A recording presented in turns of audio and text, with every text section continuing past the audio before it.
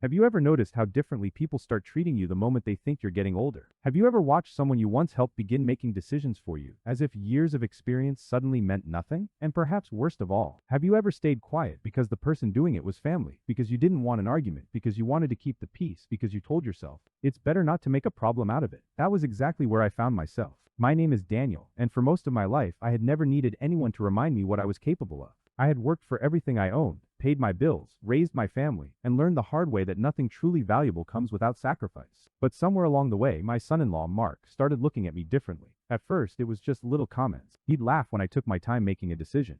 Whenever paperwork or money came up, he'd look at my daughter and say, "Let me handle it," as though I couldn't understand what was right in front of me. Then came the jokes about my age. I usually ignored them. Not because they didn't bother me, but because I didn't want to create tension inside my own family. But there was one thing Mark seemed especially interested in: my car. It wasn't just a vehicle to me. I had bought it with money I'd carefully saved over many years. I maintained it myself, kept every document in its proper place, and knew exactly what I had sacrificed to own it. Mark knew how much that car meant to me. And slowly, he started treating it as though it belonged in his world too. He'd comment on how much it was worth. He'd joke about selling it. Sometimes he'd even tell me I didn't really need a car like that anymore. I would smile and let it go. After all, what could possibly go wrong?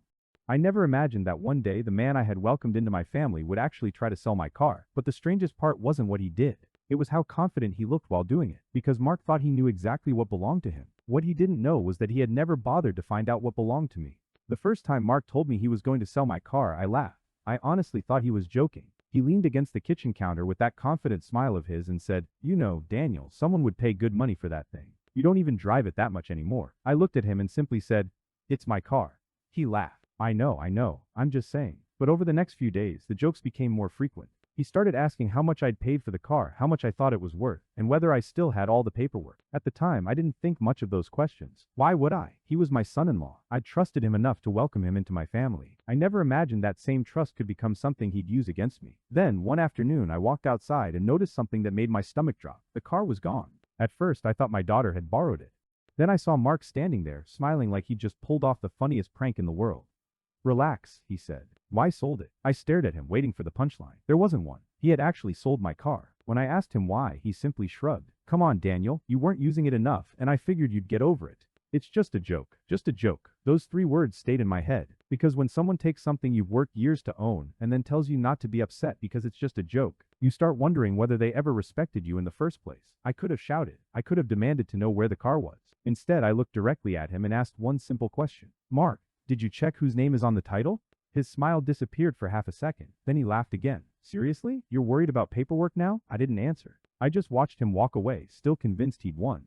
But I knew something he didn't. Mark wasn't worried because he thought he'd sold my car. He wasn't worried because he believed the car belonged to him. And that was the problem. He had no idea that the one piece of paper he never bothered to check was about to turn his little joke into a very serious problem. The car was gone. But strangely, I wasn't panicking. If you've ever had something valuable taken from you, you know that first wave of disbelief, the anger, the confusion, the question that keeps repeating in your mind. How could someone do this to me? But another thought was running through my mind. I knew something Mark didn't. I walked back inside, went straight to my desk, and opened the drawer where I kept the important documents I'd collected over the years. House papers, insurance records, financial documents. Then I found exactly what I was looking for. The original vehicle title. I held it in my hands and stared at my name printed across the ownership section. Daniel Carter. Still there. Still mine. The car might have been sitting in someone else's driveway. Mark might have already collected money from whoever he'd sold it to, but none of that changed who legally owned it. And that's when I understood why Mark had been so confident.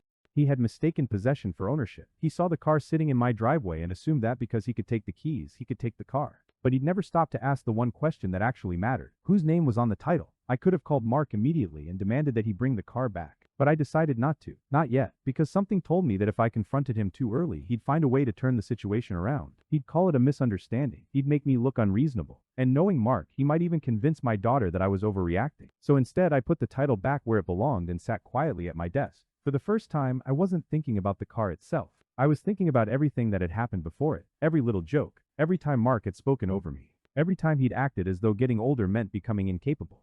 And suddenly, his joke didn't feel funny anymore. It felt like a test. A test of how much he thought he could take from me without consequences. And now I knew the answer. He thought he could take anything. What he didn't know was that I'd kept the one thing he couldn't joke away. The proof.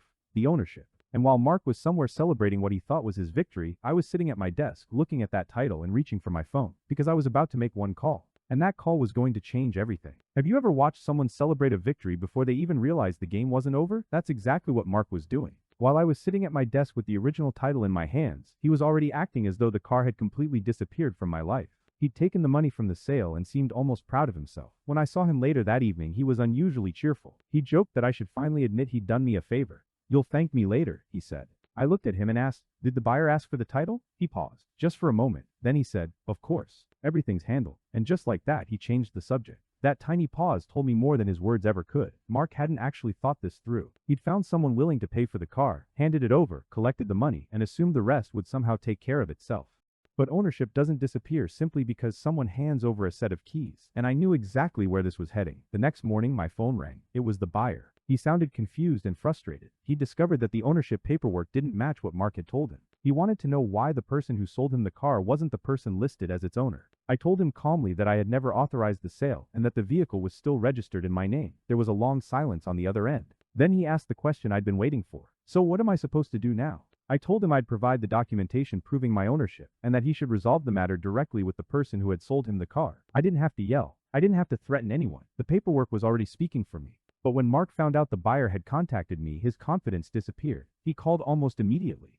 "Daniel, why are you making this into such a big deal?" I reminded him that he'd sold something that wasn't his. He insisted it was only a joke. Then he said I was embarrassing him over nothing. So I asked him one question. "If it was only a joke, why did you take the money?" He had no answer. And that was the moment his little joke stopped being funny. Because now there was a buyer demanding answers, money that had already changed hands, and a problem Mark could no longer laugh away. He had sold my car. He had taken the money. But he still hadn't realized the most important thing. The person who legally owned that car had been watching the entire thing unfold. By the time Mark called me again, his voice had completely changed. The confidence was gone. The jokes were gone. Now he wanted me to fix the problem he'd created. He told me the buyer was demanding his money back and threatening to report the sale. Mark insisted that I was making everything worse by refusing to just let it go. But I reminded him of something very simple. I wasn't the one who sold the car. He was. He had taken the keys, found a buyer, accepted the money, and handed over a vehicle he didn't own. Then he said the words I knew were coming. "Daniel, come on, it was a joke. You know I never meant any harm." I looked at the title sitting on my desk and realized something. This wasn't really about a car anymore. It was about respect. For years, I'd tried to be patient with Mark because he was my daughter's husband.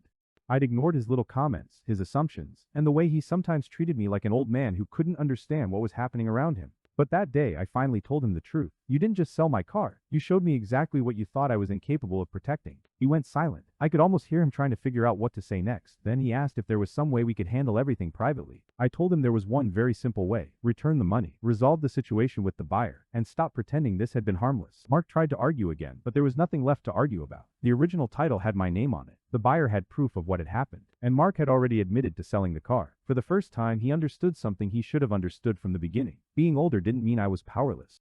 In fact, all those years he'd mistaken my patience for weakness. He thought because I didn't shout, I wouldn't fight back. He thought because I trusted family, I wouldn't protect myself. And most importantly, he thought he could take something from me simply because he believed I wouldn't stop him. But now the truth was sitting right in front of him. The car was mine. The title was mine. And the decision about what happened next was finally mine too. But Mark still didn't know there was one more decision I had to make. And this one would teach him a lesson he wouldn't forget. Mark expected me to demand an apology. He expected me to humiliate him, call everyone in the family, and make sure they knew exactly what he'd done. But I didn't do any of those things. I simply told him, "You're going to fix what you did." The buyer returned the car once the ownership issue was made clear, and Mark had to return every dollar he'd received from the sale. Suddenly, the joke wasn't funny anymore. The money he thought he'd earned was gone. The car was back where it belonged. And the people who had heard him brag about the sale now knew the truth. But I didn't consider that my revenge. My revenge was something much simpler. I stopped protecting Mark from the consequences of his own choices. For years, whenever he made a mistake, someone would step in and smooth things over. My daughter would make excuses for him. I would stay quiet to avoid another family argument. But this time, I refused to rescue him.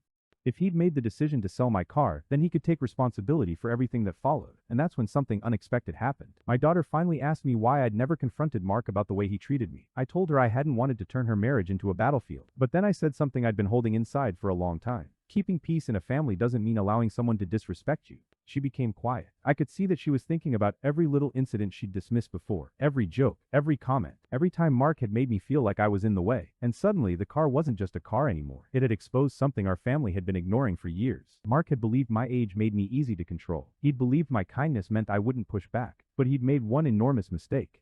He had underestimated the man who'd spent a lifetime learning when to speak and when to stay quiet. And just when Mark thought the whole situation was finally over, I made one final decision about the car, a decision he never saw coming. Because getting my car back wasn't the end of this story. It was the moment I decided what would happen next. When the car finally came back, Mark probably expected me to celebrate. He expected me to tell everyone that I'd won, that I'd proved him wrong, and that everything could simply go back to normal. But I didn't see it that way.